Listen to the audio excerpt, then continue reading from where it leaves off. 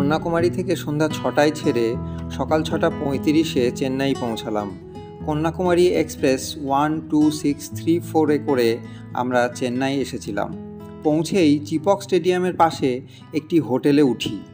চেন্নাই ঘোরার জন্য আমাদের হাতে শুধুমাত্র একটি বেলা ছিল, কারণ পরের দিন দুপুর 1:05-এ বাগডোগরা ফেরার ফ্লাইট ছিল। তাই তাড়াতাড়ি ফ্রেশ হয়ে খাঁটি সাউথ ইন্ডিয়ান স্টাইলে ব্রেকফাস্ট সেরে চেন্নাই সাইট সিইংয়ে বেরিয়ে পড়লাম।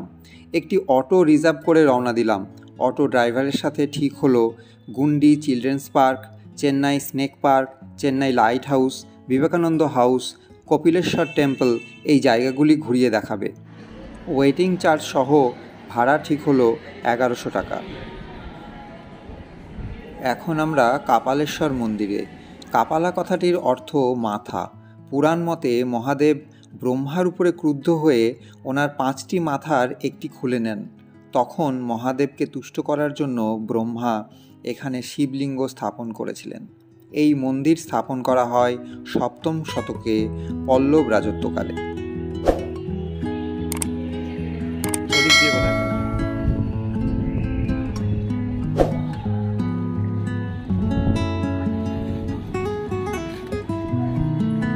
এখন আমরা চলে এসেছি চেন্নাই লাইট হাউসে। এটি খোলা থাকে সকাল 10টা থেকে সন্ধ্যা 6টা, মাঝে 1টা থেকে 3টে পর্যন্ত বন্ধ থাকে। আমরা এখানে পৌঁছেছিলাম ঠিক 1টার সময়। কাউন্টার বন্ধ হচ্ছিল। আমাদেরকে টিকিট দিয়ে বললেন যে তাড়াতাড়ি ঘুরে আসুন। এখানে টিকিট 20 টাকা পার পারসন। লাইট হাউসের উপরে ওঠা যায়, সিঁড়ি দিয়ে আপনার উঠতে দেয় না। এখন লিফটে করে ওঠার ব্যবস্থা আছে। 9 তলা পর্যন্ত লিফটে উঠে তারপরে 2 তলা সিঁড়ি দিয়ে উঠতে হয়।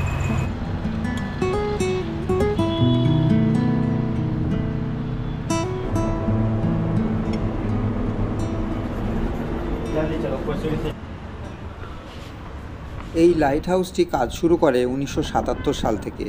উচ্চতা 150 ফিট। তবে চেন্নাইয়ে প্রথম লাইট হাউস তৈরি হয়েছিল 1796 সালে, যেখানে নারকেল তেল দিয়ে আলো জ্বালানো হতো। বর্তমান লাইট হাউসটি সোলার এনার্জিতে চলে।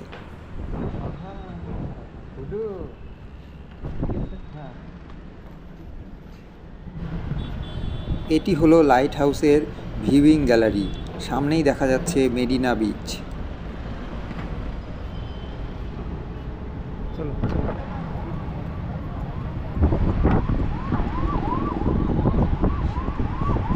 এই যে মেরিনা বিচ, দেখেছিস বালি কতটা? এখন চেন্নাই লাইট হাউসে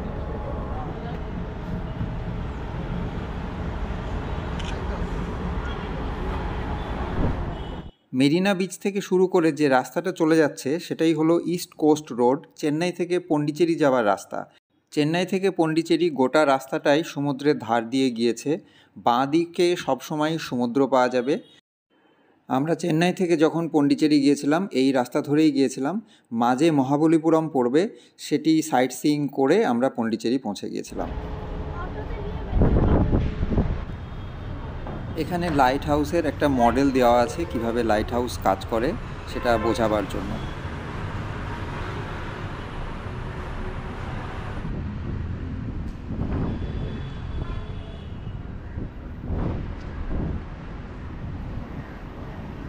এই যে আমাদের অটো দাঁড়িয়ে আছে, অটো ড্রাইভার এখানে বসে রেস্ট নিচ্ছে। এবারে আমরা এখান থেকে যাব বিবেকানন্দ হাউস দেখার জন্য। লাইট হাউস দেখে আমরা সোজা চলে গেলাম বিবেকানন্দ হাউসে।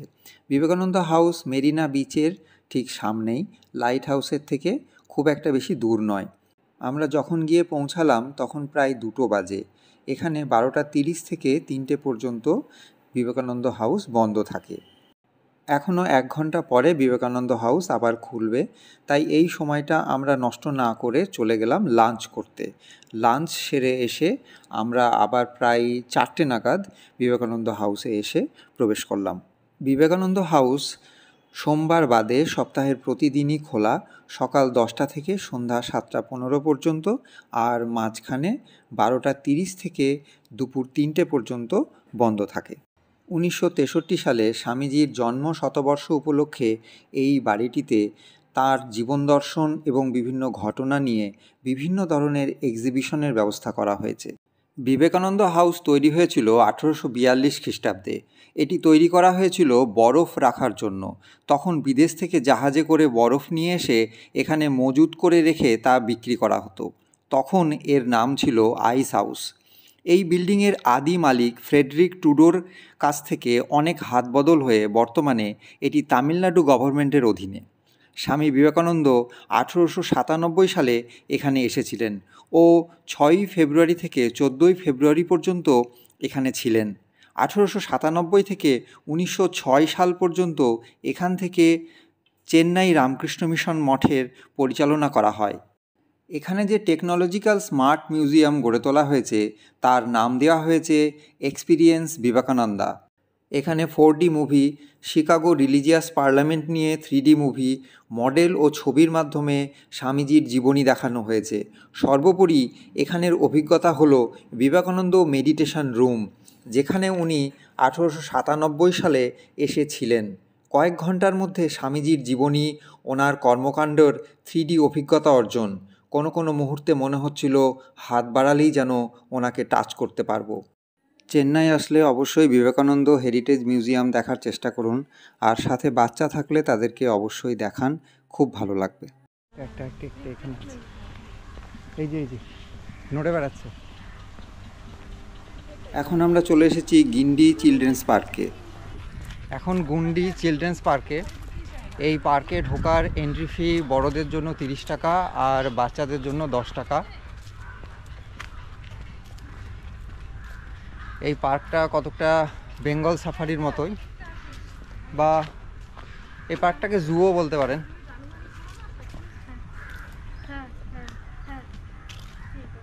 আছে কিছু? আছে কিছু? কিছুই নাই। এই যে এইদিকে হরিণ আছে।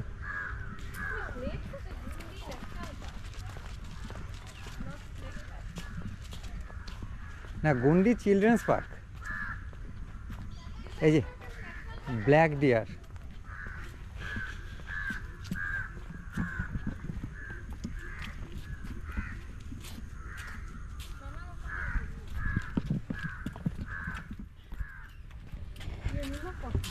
ব্ল্যাক ডিয়ার, এর আগেরটা ছিল স্পটেড ডিয়ার।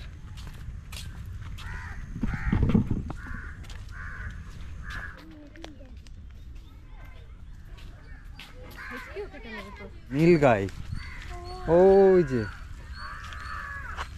ওই যে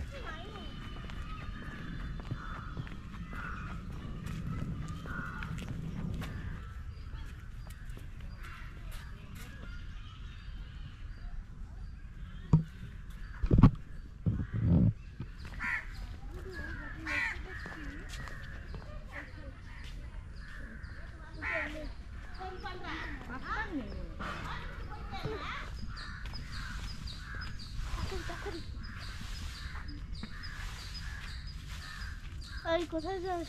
এদিকে আর বলছি। উট পাখি, এদিকে উট পাখি। এখনো পর্যন্ত 3 রকমের হরিণ, বেশ কয়েক রকমের পাখি, তার মধ্যে উট পাখি সব থেকে উল্লেখযোগ্য। এই যে এখন এমু পাখি।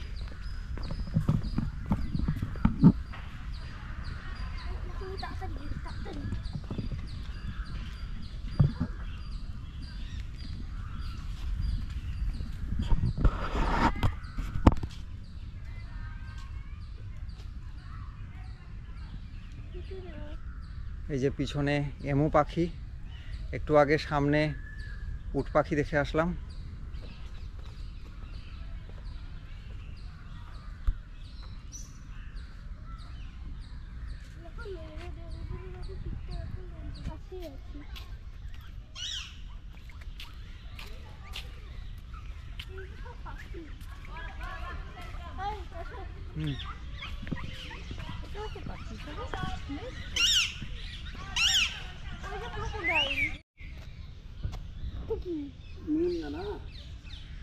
টোটো এসে একটা ঝপাং করে ক্রোকোডাইল চোখ খুলে আছে। এত পিছনে এত বেশিরভাগ মানুষ দেখবেই না, মনে হচ্ছে যেন ডেড। মাংস কেন? এই যে ঢুকে গেল কিন্তু।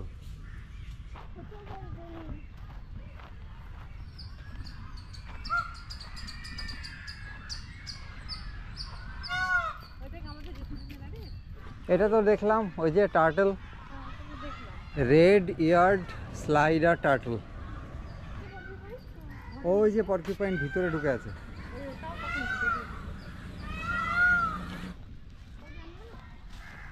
অনেক কিছু অ্যানিমাল এবং বার্ডস দেখা হলো, কিন্তু এখন আমরা স্নেক পাইনি, তাই স্নেক খুঁজে বেড়ানো হচ্ছে।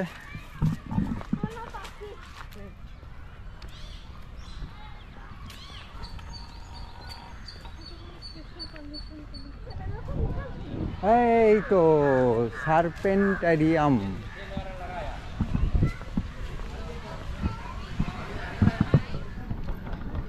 অনেক খোঁজাখুঁজি করার পরে স্নেক পাওয়া গিয়েছে, তাই খুব খুশি।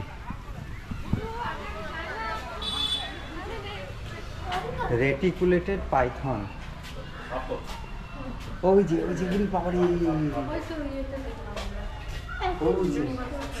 এই যে সামনে একটা আছে। এটা হয়েছে। হ্যাঁ,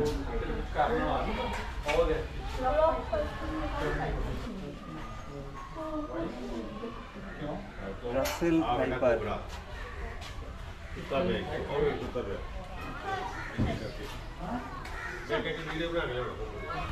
প্রায় 1.5 ঘন্টা লাগলো আমাদের এটা ঘুরে দেখতে। ঠিকঠাক ঘুরে দেখতে গেলে ঘন্টা 2 সময় লাগবে। আমাদের হাতে সময় কম, তাই আমরা 1.5 ঘন্টাতেই খুব তাড়াহুড়ো করে কমপ্লিট করলাম যতটা সম্ভব হলো। টেরারিয়াম, এটা কি গো? অ্যাকুয়ারিয়াম। না না, এখানেও কিছু আছে। এই তো কচ্ছপ।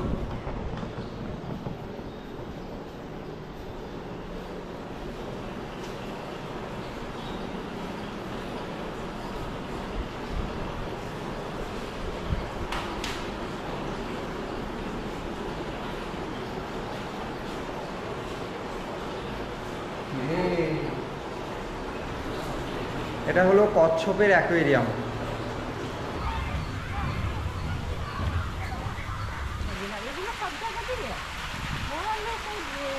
ও স্নেক পার্ক এদিকে আবার আছে, দেখো এই দেখো।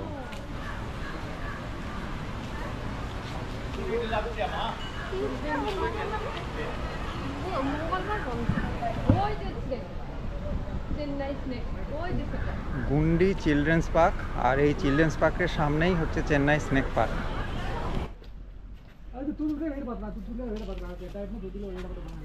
এখন যাচ্ছি স্নেক পার্কে। গিন্ডি চিলড্রেন্স পার্কের একদম পাশেই এই স্নেক পার্ক। ভিতরে ঢুকেই চোখে পড়ল একটি ছবি, যেখানে 6 জন একটা পাইথনকে ধরে আছে।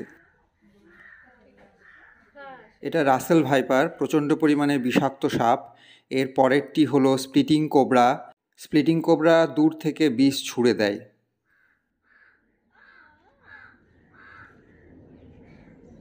একেবারে লাইন দিয়ে দাঁড়িয়ে আছে। কি এটা? নামে স্নেক পার্ক হলেও এখানে স্নেক ছাড়াও অনেক রকমের সরীসৃপ আছে। এটা যেটা দেখছেন, এটা আমেরিকান ইগুয়ানা। এটা পাইথন। এখানে অনেক রকমের কুমির রয়েছে। এই যে ক্রোকোডাইল গুডু। আজকে সারাদিনে আমরা 6টা পয়েন্ট কভার করলাম।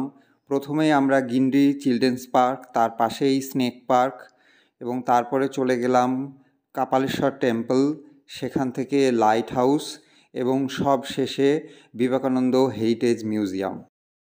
মিউজিয়ামের সামনেই রাস্তা পেরোলেই মেরিনা বিচ। মিউজিয়াম দেখার পরে মেরিনা বিচে নিজেদের মতো সময় কাটান। আমরা যেমন সন্ধ্যাবেলায় মিউজিয়ামের থেকে বেরিয়ে অনেকটা সময়, প্রায় 8টা সাড়ে 8টা পর্যন্ত আমরা মেরিনা বিচে ছিলাম। ভিডিওটি দেখার জন্য সকলকে ধন্যবাদ। ভালো লাগলে লাইক, শেয়ার ও সাবস্ক্রাইব করার অনুরোধ রইল।